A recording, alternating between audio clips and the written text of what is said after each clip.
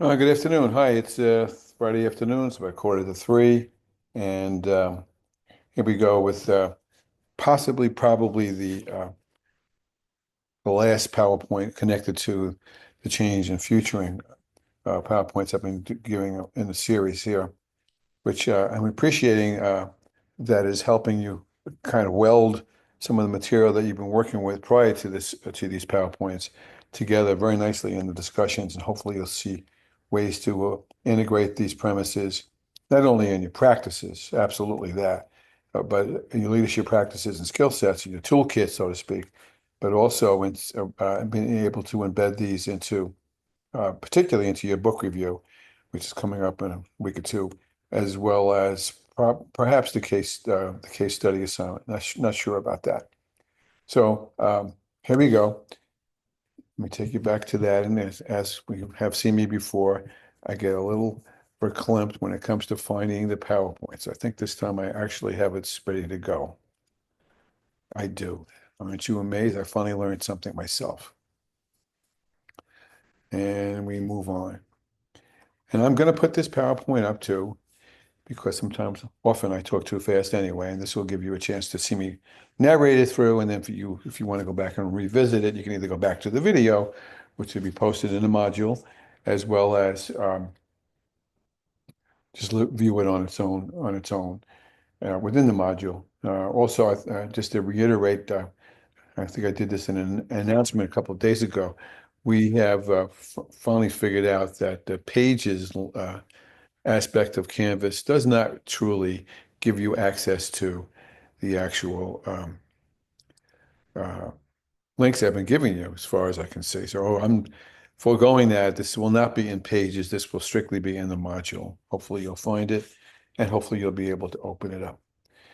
Okay, we've taken you through a lot of this is based on the Futures-Based Change Leadership book, but it also is integrated across much of any of the books with my name on it in one place or another. So I would recommend too, if you're more interested in more detail, you can either just email me and say, Dr. B, explain this to me better, or you can read one of the books and take it from there. Okay. And we're going to play from the start. Here we go. So I just call this the fourth PowerPoint, and it's titled Futuring and Change. I'm going to put it up today, which is the 21st, but you'll see that the module will probably push it back a little bit. Okay, so let's back up before we go forward. And again, we're talking about the premise of dimensions of futuring. There's at least three, there's probably more. The simulation that I wrote about in co-creating the future has six, but that's more detailed than what this is expected to be. In this case, we're talking about basically three dimensions. I guess we could stretch it to four, and I'm smiling because I already realized there's five. And so the first piece would be information gathering. I guess you could call that type one. And I can't emphasize that enough. You've got to get the information together as comprehensively as you can in order to make the right kind of decisions. Even as we speak, although I deliberately didn't watch the news today because I get upset watching it lately. There's a crisis in the Mideast. This is as serious as I can remember, and I'm sure that the president is weighing a lot of options, and in essence, is futuring. He's looking at if-thens and probable futures, and he's matching what he thinks probable futures are against the choices he's looking at with preferable futures. Think about that. That's about the ultimate example I can give you of futuring as such. So when we get from two-dimensional futuring, which I said was if-thens superficially, and the metaphor I continue to use is throwing a rock into a puddle or a pond so that the ripple effects can be identified as they stretch out across the pond or the puddle. But I also suggest strongly that when that future gets plopped in the middle of the puddle or the pond, there are ripple effects that are much deeper that you don't see right away. You don't perceive or feel as such. And that's what we're talking about now. So we're going from information gathering to two-dimensional futuring to three-dimensional futuring, where we get beyond the immediate cause and effect thinking expectations that all leaders have to make all day long. I think I said once before that teachers, by research, make 300 decisions a day, and I would estimate that administrators make at least that many decisions a day. Uh, and so you can imagine the stress it takes of decision making. I just finished watching a show on HBO, just to change the subject. Oh, so on HBO, and it's about an emergency room, Pittsburgh something, uh, an emergency room, and how and the stresses, incredible, life-threatening, life-saving stressors that the doctors and nurses and the administrative lead hospital staff have to face amidst all these crises, personal and group crises that they have to somehow get their arms around. That's futuring, folks. And it's stressful. Boy, is it stressful. In fact, in one of the episodes, the head doctor in charge of the emergency room just goes to pieces, just pretty much collapses under the stresses of the things that he had to make decisions about, sometimes without all the information. So to come back to the premise we're talking about, we've got information, we look at the probables through the if-thens, and now let's get beyond that into the deeper ones. So when the two-dimensional isn't satisfactory enough, and sometimes, as I said last time, uh, we would rather think superficially because it makes our hair hurt when we have to think deeply. We need to look at things in three dimensions, and maybe more than three if there are any that I know of, but certainly in three dimensions. And I said there were many ways to do this. I mentioned last week at the very tail end of last week's PowerPoint that there was several that I write about in the book, and I'm actually very enamored of, actually, that I'm not going to get into, especially in this particular PowerPoint. One of them is simulation and modeling, which is basically role playing within rules. If you're playing chess, you're simulating a war. Think about it. If you're playing a video game, you're simulating fighting a dragon. Okay? If we were simulating issues of change in a district, what would that video game look like? Oh, I like the way I said that. I'm going to steal that for a book I'm writing right now. And so simulation is a good way to predict the future because you're acting things out and things kind of go left and right, and you may not have necessarily foresaw those premises. Another way to look at the future is to go backward, project out about 10 years, and work backwards. It's a great book called, well, there's a couple of books. Well, the book I'm going to recommend is The Signals Are Talking by Amy Webb, W-E-B-B. Great website. She has a great website. I'd love to meet this person. I would love to work for her. That's how much I'm enamored of her thinking in terms of futuring. And she's got about 10 or 12 different three-dimensional ways to forecast the future deeply. And I teach them in other courses. I'm not going to teach that now, but they are very valuable. And you think about if you had that in your toolkit and how you could work that with your staff and your community stakeholders about issues of change, how much better off we might be in the changes that we sometimes bite off. So there's simulation and modeling, there's backward history, but there are other ones as well. And then there's something that's called transformative scenario planning.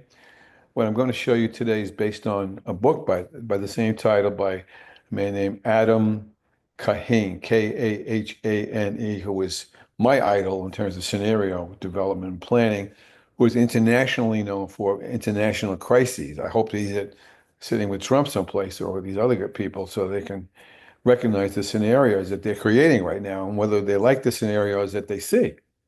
Something to think about. So we're going to talk a little bit more about transformative scenario planning. Not entirely. You're going to have to read the books more carefully to really get a good feel for this. But we'll give you enough to bite off. Because sometimes it's just too simplistic to think two-dimensionally, as I said a minute ago. We're in a multi-dimensional world, not a flat world, but a multi-dimensional one. And so, as I said a moment ago, it's a futuring strategy that not only enables you to find the probables that are out there and the cross themes, but you can see how they're embedded in other factors and other themes and variables that you have to consider when you see how things may shake out. And they help you identify to use Otto Scharmer's book. And I recommended Scharmer to a couple of the students here. Otto Scharmer, Leading from the Emerging Future, a great book. Not an education book. It's about change, but in general, from a different perspective. Leading from the Emerging Future. You want to read that book, or at least look at some of the videos that he's based on that. Because really what you want to get to is matching up your emerging future with the preferable one. And if you don't like what the future is you see coming at you, you've got to figure out a way to change that future. And scenarios are stories, okay? They're plausible stories. It's not science fiction necessarily. They're plausible stories that have a certain amount of reasoning behind it, hopefully a lot. They say, well, okay, well, this is what we see recognized as a probable future emerging from this, and I talk more about that in the previous PowerPoint. And they were developed because you did information gathering and you really split it up and rewrote it and thought it through, and because you did future wheeling and cross impact matrix uh, uh, processes as well to really squeeze the blood out of the stone. Now you're going to go to type 3 strategies, which will get you to the next place. Okay. And so when you do a scenario proper, when you engage a group in proper scenario planning, if I had 3 wishes, one of them would be I had you all in my class at the same time, and we would do this together and have a ball. What we're really doing is seeing how the broad dimensions intersect and emerge to see whether mental models change, and they always do.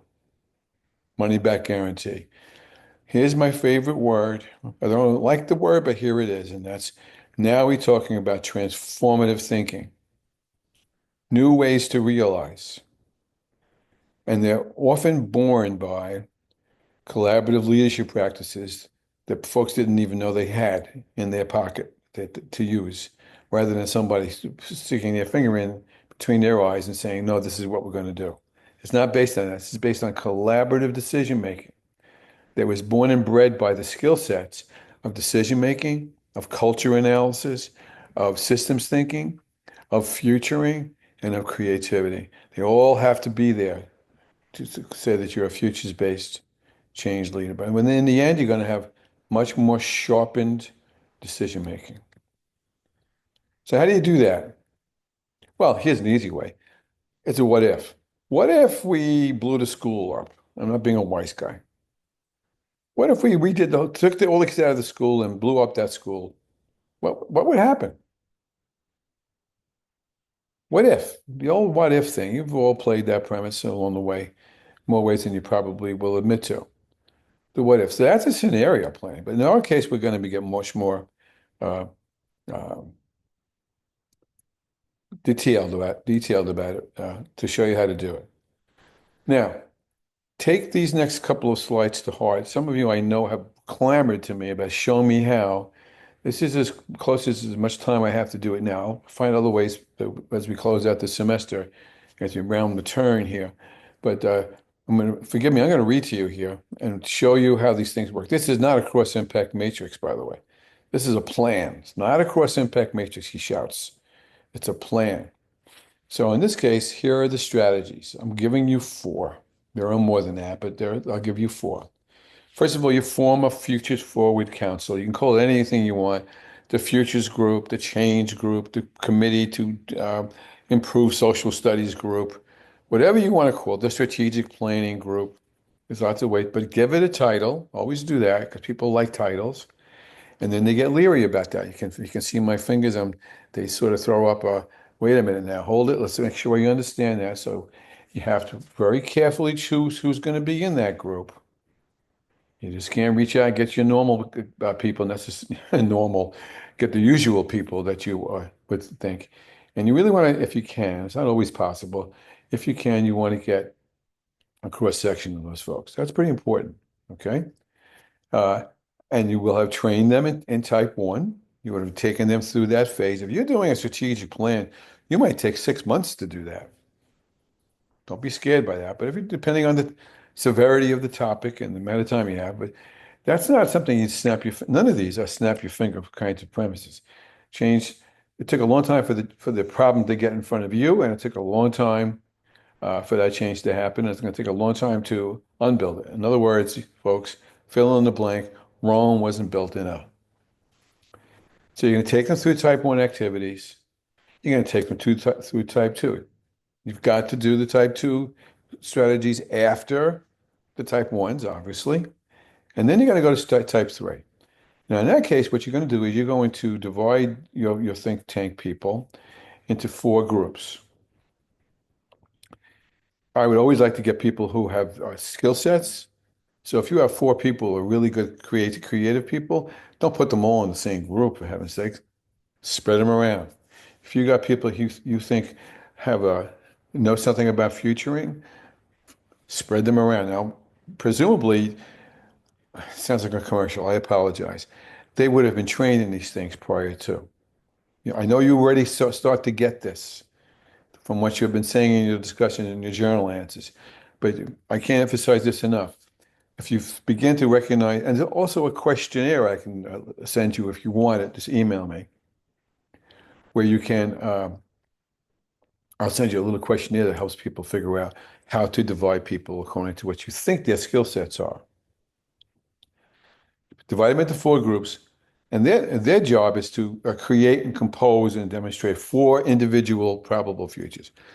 Read my lips. Not 3, not 2, not 1, 4. There's a reason for that. I'll come to in a minute. Now, walking across this graph, this chart, I'm not going to pick all of these, but for argument's sake, um, here's an important one. I'm working across engage in type 1 activities. So what's a potential objection to that? Cursory training results in cursory fact gathering. Well, I know the problem. We got too many Latino kids in here. Somebody will say that to you. Or they may not say it out loud, but they got that mental model. All right. Uh, and so you've got to train them in futuring, show them how to future. You got to show them how to think creatively, and so forth, to think systemically. The more they get some muscles in those things, the better they're going to be in deciding with you. Walking across that row again, so you're going to need some training time. You may need to bring some folks, consultants in, or find ways to train them so they can practice some of these things. And how do you know that type 1 worked? Well, you'll know type 1 worked when the participants, the members, show you that they know how to use these things. So the futurists may look at the data that show that the population of the demographics of the school are changing rapidly. That person may be able to show you that, but they may not be able to show you what that future might mean for that. Or they may not be able to show you the links and systems that have to be looked at in order to alleviate the problems that have emerged because of the incapacity of the school to react to these trends. Very important, okay? And so you can see how they go across. You can see the time issue here. Sorry, I can't give you a magic pill to give to people when suddenly they want their change agents. Doesn't happen that way. Now continue. That's a very important chart. Tattoo it on your little hand. Then you're going to just an additional slide. So using the criteria, so what's going to happen? Let me go back. What's going to happen? And these 4 groups are going to take. I'm going to show you this in a different way in a minute. Oh, I'll save that slide for a second. These 4 groups are going to have something of an assignment to create a story. Remember, a scenario is nothing more than a plausible story. And they're going to present this story to their group. Maybe it will be a newspaper they make. Maybe it will be a website that they make. Whether it will be, I have somebody do a poem for me a couple of months ago that was really great to show what the scenario was and so forth. There's lots of ways to do, or I can just read, this is what we think will happen approach. And then after they're presented, we're going to remix the groups and they're going to vote for the winning. Now, hear me, I can't shout this enough at you. They're going to vote for the probable future, the one that made the most sense, that was the most creative, and had the most reasoning behind it. not for the cutest one, not for the dancing, dancing puppets ones. You're looking at, they're going to vote for the most probable future based on the four people, the four groups that will have presented. And I'll come back to that in a minute. And there are yes buts for this. Certainly, the one yes but is the T word, the time word. And will be time too when you put them in these, when you remix those groups and some of them are only going to want to vote for the group they were in. And you're going to have to figure out how to handle that. But the key issue here is dialogue. There's a magic word there in the middle bullet. Dialogue with, and they should have learned how to do that from collaborative skill sets they needed to have. Will prompt choices about taking an adaptive or transformative set of actions. And we're coming to that in a moment. So there's the time word again, and there's the criteria for success. In the case of creating the scenario, the group will eventually come to consensus about which they think is the most probable future. Okay, and then we go from there. So work backward with me. I'm making up a number. Let's say group 3-1. Just make that up for a minute. Let's go down a little bit more. Okay? And then actually that slides out of place. Let me go to this one. I'm gonna come out of the play. I'm gonna use it this way. Let's say I'm making this up right in front of you. Let's say you're concerned about the gap between the ENL children's achievement in reading and the general education population. Okay? You're going to have one group that you might have uh, no interest in this issue and do not see a need to solve it. You might have another group that says, well, we have interest in this issue, but we don't have the means to solve it. You might have a group over here that will say, we have great interest in this problem, and we have the resources to do this.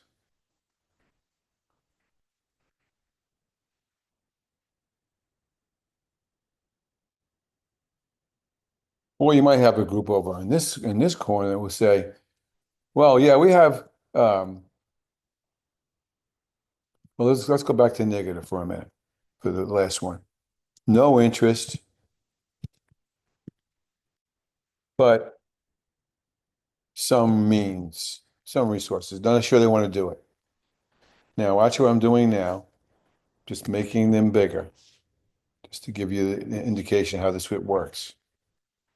And so what's going to happen is somebody's going to be in group one, someone's going to be in group two, three, and four, and they are going to write a story based on the condition I just gave them. Now, if you're running this group, if you're the facilitator, the catalyst, I'd rather use that word. If you're the catalyst, you're going to demonstrate what a story might look like. And then you're going to have to give them time to present it. So there's that time word again. Now let's go back up. So what's going to happen is, let's go back up to this chart for a minute.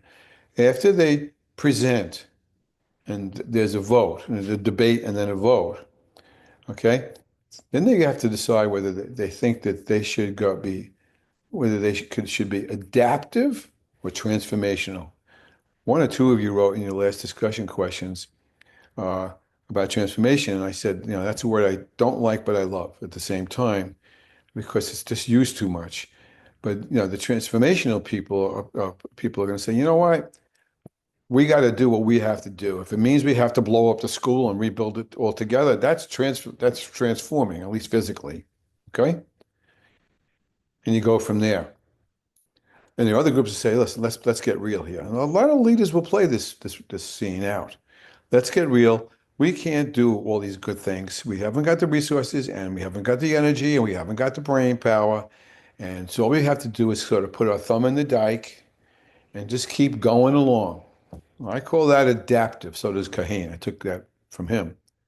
And so you've got to decide, and you have to read, I'm not going to read the orange and the green to you here, but you have to decide whether you see it a little bit better that way. whether you choose to be adaptive or transformative. I have been in groups where the majority chose adaptive. Often I've been in groups like that. And then I get upset and not happy about that, but they're really being real, so I don't argue with them. I was in one group once, one training session. We came through almost a whole year of this approach, and they were going to go with adaptive, and it really was about the gaps in performance levels among special ed, poverty, E&L children. I forget, it was another group too, and there was gaps, and they were trying to figure out a way to upgrade everybody's achievement level. And they basically said, we're going to just going to go along as we are, and we'll just try to plug up some things as we can. And the student council president stood up, who happened to be Latino in a group of 50 people, of whom there might have been three Latino people, and the rest of them were pretty much white, if I remember right. And she said, well, I'm one of the few Latino people here, and I don't accept this future. I do not accept it. This does not meet our purpose. This is counter to what we want to talk. I'm paraphrasing. And I insist that we look for something more ambitious, more transformative. And by golly, they stood up and applauded her, and they went from adaptive to transformative. Tears in my eyes when I saw that. I didn't plan it. It wasn't a script. I didn't expect it. It wasn't a probable future I saw, and it was pretty cool. So again, as I talked a moment ago, the scenario leads us to adaptive versus transformational futuring. Adaptive is typically short-term, non-strategic action design versus short and long-term, quite frankly, up to 10 years out term purpose strategy. I was talking to a friend of mine whose son was a superintendent in a local school district, who was, before becoming an educator, had been a financial analyst for Wall Street. And the guy was very successful as a Wall Street type before he moved back over into education. And what he did was he sat down and made a 10-year budget plan. I understand that budgets in school systems, city school systems or state or regional school systems, are typically what I call operationally, not strategically planned. They're year-to-year spending plans. That's it. The kinds of things I'm talking about here, and you should be thinking about to achieve the challenges and changes you want to confront, take on, or always strategic. They've got to be. And you can't do them in the short term, in 1 to 2 years. You've got to go 3 to 10. So actually, the building, someone was telling this same superintendent after he left the superintendency that they still were using that plan. So they knew when they were going to what kind of programs and ideas they wanted to put in place, because they did a whole lot of homework on what they saw coming down the pike. And so we're talking now about, well, you got to make a plan now. I'm simplifying, but there's basically two kinds. One I call inorganic, okay? And the other one is its opposite, which would be organic, okay? Inorganic plans are the ones you see in the back of your principal's or your principal's desk on the bookshelf. The strategic plan for District XYZ, or Middle States plan, which actually I shouldn't demean. I think that pretty highly of those approaches. Um, and there's dust on. You can write your name on the loose leaf binder, because no one has really looked at it, because it's always printed up and it looked cute and fancy, and it was passed around to board members and community people, and everybody thought that things were going all hunky dory now because there was a plan. But the plan was inorganic. It just sat there, was inflexible, and was not did not have the capacity, there's that word again, the capital, to adjust for changes. And I just ran across, I'm going to read it to you in a second, so remember this.